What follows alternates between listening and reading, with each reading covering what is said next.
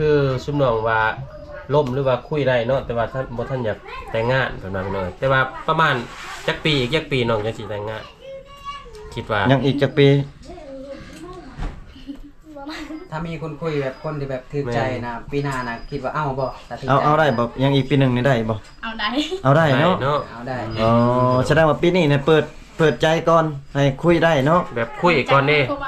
โอ้เปิดใจให้ผู้บ่าวก่อนแม่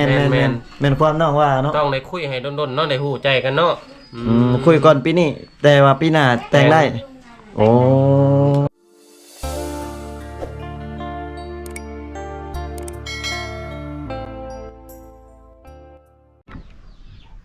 สบายดีพ่อแม่พี่น้อง FC ฝั่งลาวฝั่งไทยเนาะพี่น้องเนาะ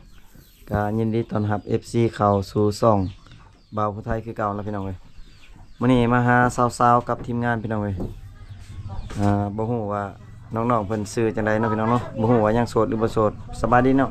สบายดีชื่อจังได๋ชื่อน้องทั้งสองคนนี่เอาน้องนี่ชื่อไหนก่อนคนแรกเอ้าน้องชื่อไหนชื่อสาวเด้งสาวเด้งเสือสีแดงเนาะสาวเด้งสาวเด้งจักปีแล้วเจ้าฮู้อยู่บ่ ฮู้อยู่บ่บ่ฮู้จักปีคือบ่ชื่อคนที่2เนาะชื่อน้องเนียงน้องเนียงหรือว่าสาวเนียงเนาะน้องเนียงหรือว่าสาวเนียงอายุได้จักปีประมาณ14ประมาณ14ปีคันประมาณนั้นได้พี่น้องเอ้ยบางเทื่อน้อยกว่านั้นบางช่วงไหนบางเทื่อหลายกว่านั้นก็มีเขาจะบ่จื้อเด้อทุกคนส่วนหลายเพราะว่ามันเป็นเขตชนบทเขาจะบ่ค่อยได้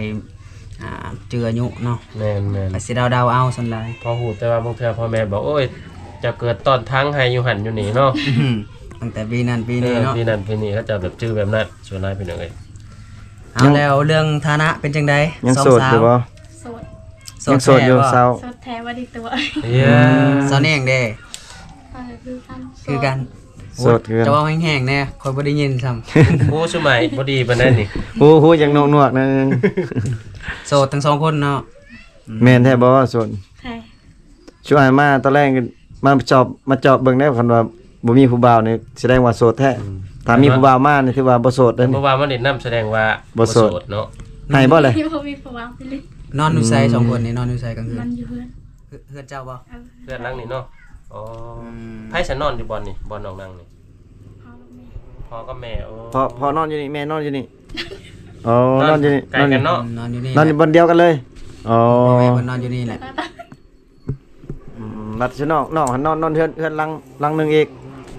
อ๋อเฮือนต่อกันเลยพี่น้องต่อกันทางนี้เนาะเฮือนต่อกันหลังน้อยๆห้องน้อยๆพี่น้องเป็นเฮือนเช่าโสดเนาะโอ้ยบ่ฮู้จักว่าเรานอนอยู่พุ่นกันฮู้จักเรานอนอยู่พุ่นน่ะไปนั่งเล่นอยู่เฮือนเช่าโสดดีกว่าแหละน้องนอนกับไผนอนหมู่ผู้ใดจักคนน้องเนียงนี่บ่เอ้าเซาเนียงนอนอยู่ไสแสดงว่าสิน้องบ่ได้นอนกันเนาะแล้วแบบว่าตอนนี้น่ะอยากไปเบิ่งบอลอยากไปถ่ายเบิ่งบอลห้องเช่าโสดซะไปบอลที่ชุมเจ้านอนไปถ่ายบอลหันได้บ่นั่งเล่นอยู่พุ่นได้บ่ได้บ่ได้เนาะโอเคพี่น้องเดี๋ยวสิไปถ่ายอยู่นอนเช่าโสดนำกันพี่น้องเว้ยทีมงานก็ไปหาห้องสาวโสดเลยพี่น้องเว้ยเนาะเพราะว่าเมื่อกี้นี่แม่นทั้งทีมงานเฮาลมน้องเพิ่นอยู่พุ่นเนาะพี่น้องเนาะก็สิมาโอ้เขาสินอนแบบนี้เด้อสุดหลายนะคักบ่บ่ได้ห้องสาวโสดงามเป็นเพื่อนต่างหากเลยเอาเนาะไปนอนนั่งข้างนั้นดูนั่งข้างนั้นก็ได้ห้องสาวโสดเด้อพี่น้องเว้ยคนงามทุกคนได้เนาะว่าเขาเฮ็ดอันพอน้องเฮ็ดให้น้องต่างหากบ่นี่โอ้สำหรับตอนรับผู้บ่าวเนาะโอ้บ่นี่เฉพาะสาวโสดอยู่เนาะบ่นอนเลยเอาขออนุญาตนั่งบนนอนสาวโสดเด้อทุกคนเด้อเนาะเพราะว่านั่งอยู่นี่ก็ได้ติได้ปกติแล้วบ่ให้ผู้บ่าวนั่งอยู่แล้วเนาะแต่นอนนี่บ่ได้เนาะนอนนี่บ่ได้ตินอนมันอยู่หลายคนผู้นึงนอนนี่บ่ได้เด้เนาะบ่ได้คลำเนาะโอ้คือนอนนำกัน3คนเพราะผมมีแต่พื้นเดียวนี่นอน2คน2พื้นโอ้คิดว่าพื้นเดียวสำหรับทุกคนเนาะ3คนนอนในนี่เนาะ3คนน้องเนียงได้ฉันนอนใช่น้องเนียงน้องนอนเฮือนตัวเองนอนนำกันจักคนเฮือนเจ้านอนคนเดียวอ๋อเดียวว่า บ่นอนกับหมู่กับครูแสดงว่ามีผู้บ่าวเด้อว่าจ้า บอมี นี่ ธรรมดาเขาว่าสาวโสดในสาวในชนบทถ้าว่ามีแฟนเขาจะนอนคนเดียวได้ แม่น เพราะว่าพอได้ล่มแฟนง่ายบ่แม่นบ่ แม่นบ่แนงสาวแนง แม่น บ่แม่นเนาะ เนาะ บ่มีนะต้องบ่มีแท้เด้ออย่าห้ามตัวสุอายเด้อเพราะว่าย่านได้ย่านผู้บ่าวเจ้าลัดทางได้คันแบบเจ้ามีผู้บ่าวเลยนะ อืม แต่ตัวกันมีก็บอกว่ามีเฮาก็สิได้ทายแบบม่วนๆแบบนี้แหละ มาทายม่วนมาทายลิ้นนี่แหละ แต่ว่าโสดเนาะโสดจักเปอร์เซ็นต์นะ2คน 100% 100%เลยเนาะ แสดงว่าโสดอีหลีอีหลอพี่น้อง เลยเนาะบ่ต้องเว้าอย่างน้องทุกคนก็คือแบบอายๆเกินๆเนี่ยเป็นเรื่องธรรมดาอยู่แล้วผู้สาวเก่ากองเป็นครั้งแรกเนาะบ่เคยมีใครมาถ่ายเนาะเคยเห็นอยู่บ่คนมาถ่ายคลิปแถวนี้นะ บ่เคย บ่เค เค ย ย เนาะ มีเนาะชุมายนี่มาทบิดบ่ ครั้งแรกเลยที่จะเข้ากล่อง ดีได้สิครั้งแรกเข้ากล้าเข้ากองนี่ได้ บ่ แม่ แม่ น น แล้ว เก่งได้ทุกคนเลยเนาะ แม่นอีกอย่างหนึงเขาเจ้ามีเข้าถึงโลกออนไลน์หลาย แม่น มีโทรศัพท์ใช้ก็ถือว่าโอเค แม่น คัน สิ ว่า ได้ บ่ เห็นตัวเองใน TikTok เพิ่นเด้อ ใน YouTube เพิ่นก็ได้เฟซก็มีเนาะเอาไปเบิ่งโลดเห็นในคลิปงามๆโลด เพื่อนใหญ่เพื่อนแหนนข้างแหนนี่บ่ แม่น ทั้งกะซีก็ใหม่ๆเลย ส่วนร้านมันสิโล่งเนาะแบบบ่ค่อยได้มีเสื้อผ้ายังบ่ค่อยได้มีเนาะในเขตชนบทบ่ค่อยมีหยังเลยเด้อทุกคน เสื้อผ้าน้องเอาไว้ใช่ไหมเสื้อผ้าต่างๆ อยู่หลังนั้นบอกเขานั่งบนนี้เนาะ อืม บอลนี่เฉพาะแต่นอนกับผู้เบาขึ้นมาเด่นอันนี้เนาะ ผู้บ่ เพราะว่า คันสมมุติว่าถ้าว่ามีผู้บ่าวขึ้นมานี่ก็เข้ามาลบอยู่นี่บ่น้องถ้าว่ามีฮะถ้ามีผู้บ่าวขึ้นมาก็ต้องลบมาคุยกันอยู่นี่ ขึ้นเพื่อนเลย อ๋อเข้าห้องเลยเนาะเปิดห้องเปิดใจเลยเนาะเปิดห้องเลยเนาะ เข้ามาในเรือนนี้ได้เลยได้ บ่ได้ใส่กระแจติ บ่มี อ๋อบ่ได้ใส่ ป ก ระ ระแจ ตูเปิด24ชั่วโมงเนาะประตูเปิดเพิ่นขึ้นบ่หรือว่าเวลานอนได้อะ เปิดปัดเลยพี่น้องเอ้ย บ่ย่านว่าแบบว่าโจรขึ้นมาแบบมานอนจะหลักขึ้นมานอน รับโทรศัพท์มีหยังเนาะ ย่านแต่ว่าไม่เชื่อ ย่านแต่บ่มีกระแจเนาะ บ่มีแนวล็อก สิล็อกไว้ พี่น้อย เดินไปพี่น้องเอ้ย ปกติแล้วแต่ละคืนน่ะมีผู้บ่าวมาลมหลายอยู่บ่ บ่มี บ่มีเล บ่ ย มี โดนแต่ว่าจักมือแล้วบ่มี จับมือแล้วผู้บ่าวบ่มา โดนแล้ว โดนแล้วสิเข้าเมียงแล้วซะโซแล้ว แล้วแบบในโทรศัพท์นะพอมีคนขอคนคุยอยู่บ่ บ่มี บ่มี บ่มี ถ้าหากมี FC อยากทักอยากคุยนำอยากลมนำนี่เอาบ่ เอา เอาบ่ เอาอยู่บ่คนลม เอาบ่เนาะสาวเนียง เอา เอาเนาะ เอาประมาณจักปีเจ้าเอาผู้บ่าวประมาณจักปีอ่ะ รุ่นน้อยหรือรุ่นใหญ่ บ่ฮู้ รุ่นซ้ำได้ก็ได้บ่หรือว่าอายุซ้ำได้ก็ได้บ่หรือว่าแบบใด เรียกว่าเอา20ปี 20ปีขึ้นไปบ่เอา เอาขึ้นไป 20ปี30ปีขึ้นไปบ่จังซี่หั่นนะ เอาไว้ เอาเบิด เอาเบิด อืม จะเป็น เอาเบิดเลยเนาะ ป้าเบิ่งดูในแขนจ้ะนะสักลายอีกบ่ บ่แม่น บ่แม่นบ่ เขียนซื่อ อย่ามาสักลายจ้ะดอกโอ้เนาะ สาวเด้งบ่สาวเด้งเนาะ สาวเด้ง สาวเด้งกับสาวเนียง อายุก็น่าจะคล้ายๆกันแหละประมาณสำคัญแหละทุกคน สาวงามพี่น้อง สาวเนี่ยนี่จะเป็นคนตัวในนิดนึงเนาะ หมุสาวงามบ้านป่าอยู่ในเขตชนบทเนาะ แม่นสร้างเผือก สร้างเผือกอีกเลยพี่น้องมาเจอสร้างเผือกอีกครั้งแรกทีมงานเนาะมาเจอพี่น้องขุดค้นมาอยู่ในป่า บ้า ลึ น ก นี้แห้งใกล้ก็บ้านเช้านานอีก แม่น ใกล้บ้านเช้านานไหมพี่น้อง50กิโลไปว้าวแบบอันนี้ลูกบ้านทีมงานน้องก็ยังนำมาขอ เคยอย่างเดียวทีมงานเนาะนะทั้งได้ที่แบบชนบทมีผู้สาวงามๆเนาะก็สิได้ไปถ่ายให้ FC ได้เบิ่งต้องเรื่อยๆทุกคนเลยกว่าสิได้ถ่ายเนาะต้องได้ทำความรู้จักเข้าทาง Facebook ก่อนสบายๆโหลดกันเองโหลด เป็นกันเอง ต้องง่ายดอก ด้วยนี่ ช่วยอ่านเป็นกันเองก่อน เป็นกันเองเดี๋ยวสินเจ้าสิได้เรื่องเองดอก แม่ มีเข้ากล้องครั้งแรกก็เห็นอยู่อายๆเคินๆ จะน้อยชน้อง ดอก ชน้องสิเป็นหมู่กับช่วยอ่านเลยจะน้อยมาเรื่อยๆสิได้กอดคอกันเลย สบายมากตลอดก็ได้ติ ได้ ได้เนาะ เวลาไปเมืองก็ยังก็สิได้เห็นฮู้จักกันดอก เวลา แล้วคัดว่า เพรถยังก็สิ รถ ได้ แต่มันบอกว่ามันเบิด บ่ บ่หรือว่ารถ โทรหาอ้าย โทรหาแชทหานะ ช่วยอ่านอยู่เมืองเด้ ถ้าไปสิโปนก็โทรหาค่อยนะ แม่สบายนี่อยู่เมืองสองคนนี่ คันช่วยอ่านมาเวลาติดรถช่วยสอดกันช่วยอ่านก็สิโทรหาชน้องอีกแล้วกันมาอยู่นี่บ่ฮู้ไผเลย แล้วใน ได้ บ้าน บ่ล่ะ ในบ้านนี่มันมีจุดใดที่มีสัญญาณบ่หรือว่าแถวบ้านนี่มีเบิดเลย เป็นเลย สัญญาณโทรศัพท์ สัญญาณคือบ่มีค่อยนะ คือบ่แห้งว่าช่วย นี่มันบ่แห้งเนาะ น้องมีบ่อ๋อบ้านแห้งบ้านมี บอลมีบอลบ่มีนี่สิบ่ เปิดยิงงานอยู่ คนเดียวสิ่ง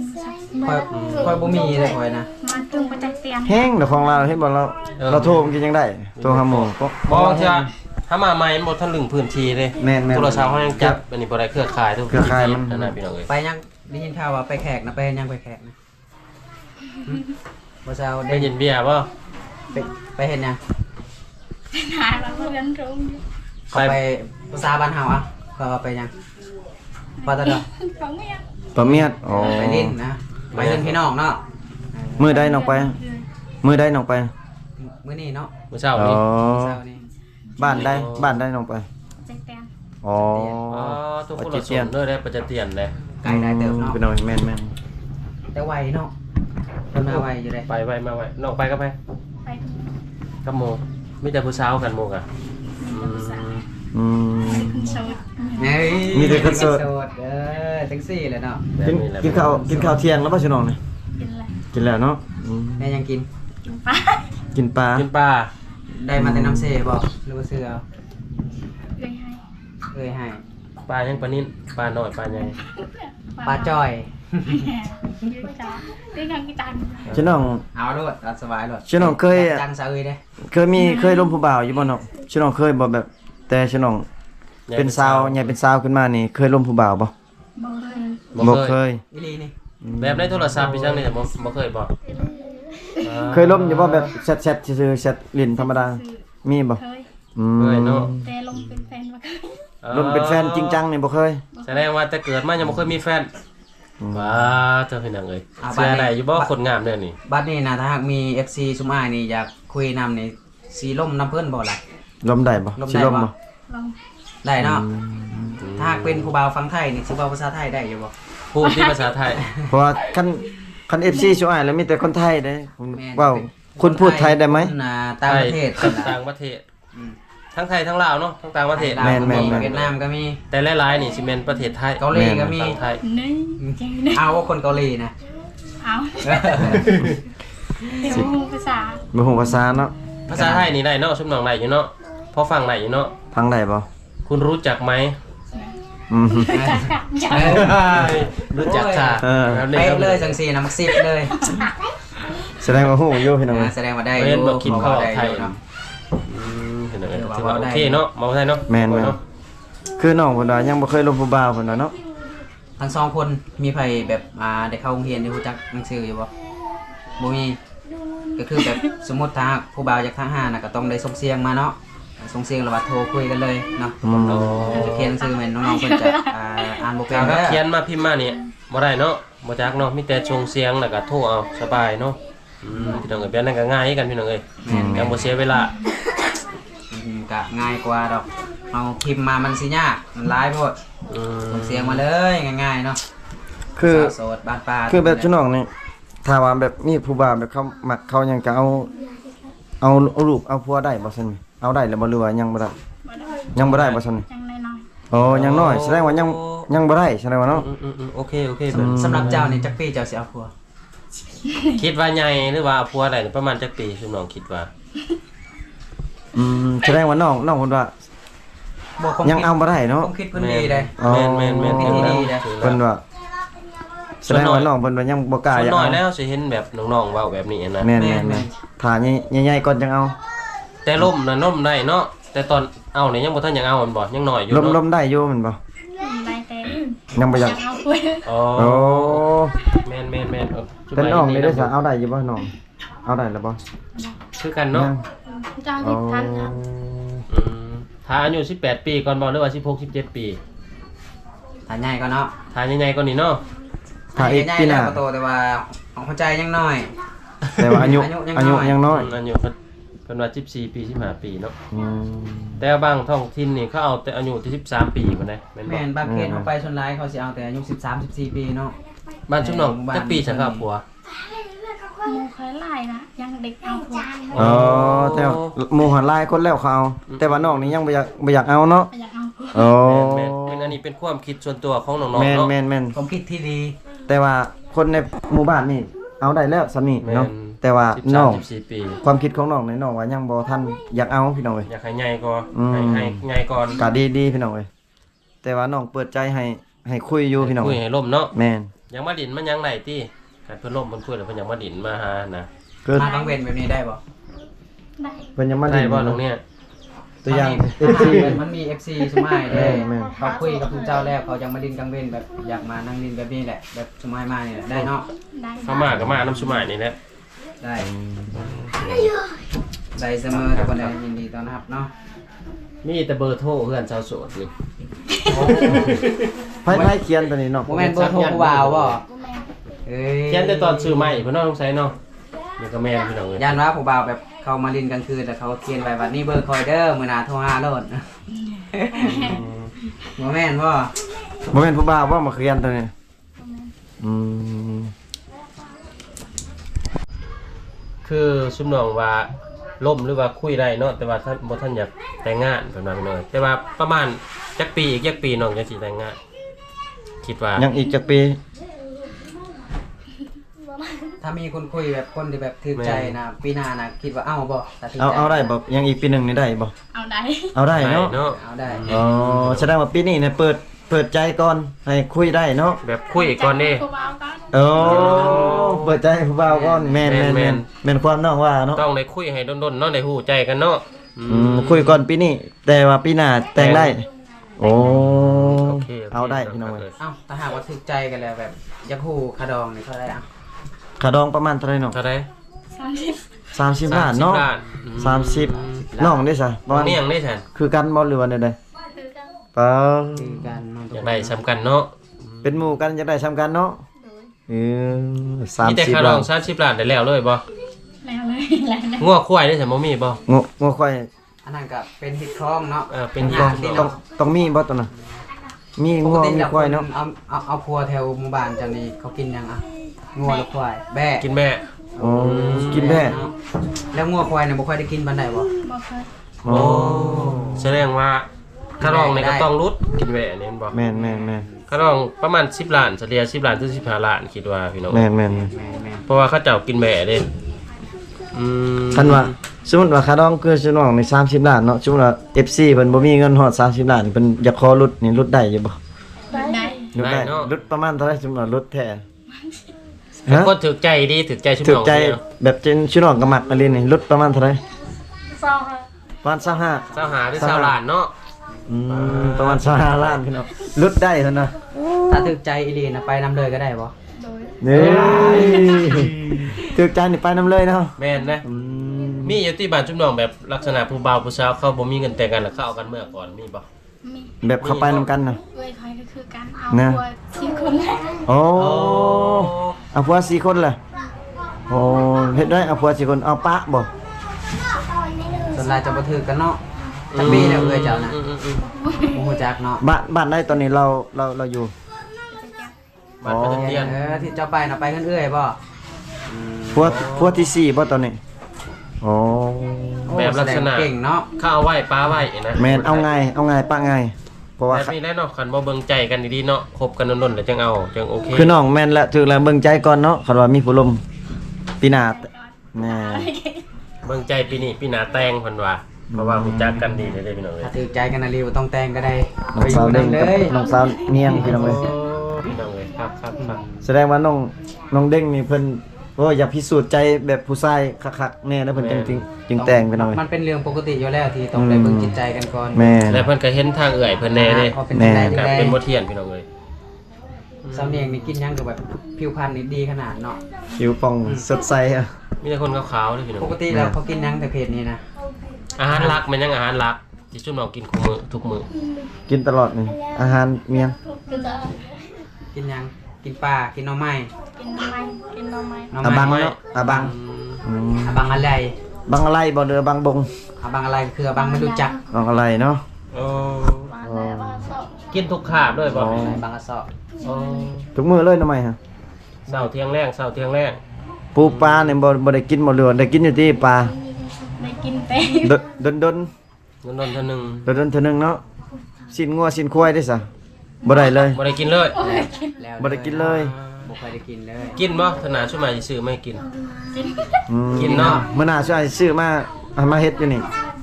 เฮ็ดกินอยู่กับน้องก็ได้เนาะโอ้ แล้วเรื่อง พิ่นอาจ เฮ็ด สิ ให้ ซื้อ เฮ็ ให้ ด น้อง ส่วน กิน อีหยังเรียบร้อยแล้วบ่ฮูดเข้าหอกเข้าให้ยังแล้วบ่ แล้ว แล้วบ่ แล้ แล้ว วเจ้าเนาะ น้องได้ จั ใช่ กสอบ แล้ว แล้วล่ะ แล้วบ่แล้ว ผมแล้วไว้เนาะ ซ้ำเนียงได้จักสอบจักกับเสเป้า แต่จักเป๋า10เป๋า20เป๋า ได้บ่ โดยเลย แม่นโดย แม่นเขา บ่ฮู้ บ่ฮู้จัก โอ้ เนาะ มีแต่ทางง่ายทางครอบครัวเนาะคนหูเนาะมีแต่ น้องได้ได้ ซื้อ จักสอบจักกระตอบ บ่ฮู้คือกัน ไม่ชอบ ฮะสอบเดียว ชอบเดียว บ่ ไปเจ้าก็ได้เนาะ สอบเดียวหันอยู่เบิดให้บ่กว้างบ่อ๋ออืม อยู่ดุมบ่ คือน้องสาวเด็กพุ่นว่าให้ได้แต่กระสอบเดียวเนาะ เฮ็ดได้สิกลุ่มกินน้อง ฮะ พอกินอยู่บ่ล่ะ มันสิได้เพราะว่าหา6มื้อเนาะสอบหนึงมาสิเป็นเขาวหรือตำเป็นเขาวนี่ก็สิได้อยู่เครื่องสอบบ่ได้สมมุติจังเนาะ จักคนอยู่เฮือนน้องนี่ ยืนจัง ชนะ เอาจักคน ชนะอยู่ตรงนี่อยู่ตรง ปี ติ๊กตักติ๊กตัก จิบ เออ 10 คน 10คนผู้ 10 คนกินข้าวสอบเดียวเพิ่นได้สิพอสบัดนี่ 2มื้อเบิด 2มื้อบ่ ผู้ใหญ่สุดน่ะมีแต่น้องบ่ใหญ่กว่าหมู่นี่นี่ใหญ่กว่าหมู่ในเฮือนนี่ ยังมีอ้ายบ่หรือว่ามีเอื้อยอีก เอาพัวแล้วเอาพัว เอาเมียแล้ว นายบัว เอาเมียแล้วเนาะ มีแล้ว เออ แสดงว่า โอ้จะกลบ เออ น้องของน้องนั้นหลายคนแม่นบ่ 10 คนบ่ 10คนพี่น้องเอ้ย แสดงว่าชิน้องได้ซื้อตลอดบ่เข้าบ่มีเงินซื้อ ม เอาเฮ็ดได้ซะ เฮ็ดได้เบิดเขาเบิด ข้าวเบิดเฮ็ดได้ ไป ซะ หับจ้างเอาบ่ได้เงินแล้วซื้อข้าวเป็นกิโลบ่ อ๋อ โอ้แสดงว่าอยู่เฮือนซ่านน้องนี่ข้าวน้ำสัตว์ปลานี่บ่พอกินเนาะ แฮงบ่พอ แฮงบ่พอปอ จานก็ให้แบะ โอ้ขายแบะ ขายแบกขายงอซื้อเขาเนาะตอนนี้เนาะ เลี้ยงแบร์ลายอยู่บ่ลายบ่แบร์นะ ไล่ไปเอาไก่เลย อ๋อขายแล้ว พี่น้องเอ้ยอันนี้ว่ามีสัตว์เลี้ยงพอได้แก้ไขได้พี่น้องเอ้ย ขายแบร์ซื้อข้าวกินเนาะ บาดครอบครัวน้องเนียงได้สัตว์จักคนอยู่ในเฮือนน่ะ บอกว่าเจ้าก็10คนคือกัน จักคน5-6คนบ่เลยเท่าไหร่ ฮอดบ่6คน กว่า กว่าว่า เจ็ดแปดคน 7-8 คน 7คน8คน โอ้ถือว่าหลายได้เนาะ แสดงว่าข้าวน้ำก็บ่พอกินกันเนาะ ชนบทชนลายแม่นข้าวน้ำสัมปานี่ก็จะบ่ค่อยได้พอ ส่วนหลายเฮ็ดให้มันบ่คุ้มอยู่แล้วกัน7-8คนเฮาเฮ็ดหน้านี่จักทงหนึงนี่ถือว่าโอเคนะ แม่ พี่น้องเอ้ย เก็บไปจะไปจะชาร์จบ้างเยอะเลย อันน่ะจ้อยก็ถามมาหลายเด้อน้องเนาะก็มีแต่อยากถามแบบความต้องการของสุน้องทั้งสองว่าอยู่เฮือนซ่านของน้องนี่ตัวใดมันขาดเคินอหลีแล้วก็ตัวน้องอยากได้อหลี เพื่อนที่ว่า ในข้าว อยากได้ข้าว ยังได้เขา อืม โอ้น้องเนียงได้สัน ฮะ อยากได้ยังอยากได้ที่ข้าว อยากได้แต่ข้าวบ่อยากได้หยังอยากได้ข้าวโอ้พี่น้องเอ้ย ได้ที่เขากินเท่านั้นตัวบ่ได้เนาะคือเขากิน อยู่บ้านน้องน่ะมีบ่เขาขายเขาอยู่นี่มีบ่มีเนาะโอ้ กระสอบ น้อง เท่าไหร่เขาขาย กระสอบหนึงจักแสน ฮอดบ่7-8แสน 7แสน8แสนบ่ เอา8แสน โอ้ แสนเนาะ พี่น้องเอ้ย พันกว่าบาทพี่น้องเอ้ยเนาะ แม่ อันหนึง แม่ เกือบ 2,000ก็ พันกว่าบาทสอบหนึงเนาะ แพงเนาะมันคือว่าได้มันหนทางมันไกลเขาเจ้าคนมาขายก็ต้องได้กินกำไรหลายแหน่นะ แม่น อยู่ตัวเมืองก็ประมาณ7แสนหรือ6แสนปลายพี่น้องเอ้ยอืม น้องว่าอยากได้ข้าวช่วงหน้าเพิ่นบ่มีข้าวเพิ่นเอาโอนเงินให้ก็ได้บ่ให้น้องไปซื้อเองหันได้บ่ ซื้อเอง อ๋อได้เพิ่นเนาะ แห้งสะดวกสบายเนาะเพราะว่ามีอาหารขาดในอยู่ในบ้านนี่พี่น้องเอ้ย ก็มีแต่ฝากถึงผู้ใหญ่แล้วเนาะ ถ้าใครที่อยากช่วยเหลือเพิ่น แม่น เพิ่นก็ติดต่อมาทางทีมงานเฮาได้ ส่วนเป็น แม่น ข้าวเป็น แม่น น้ำกะผู้รับเข้าผู้รับสอบกะคักกันเนาะมาให้เนาะ แม่น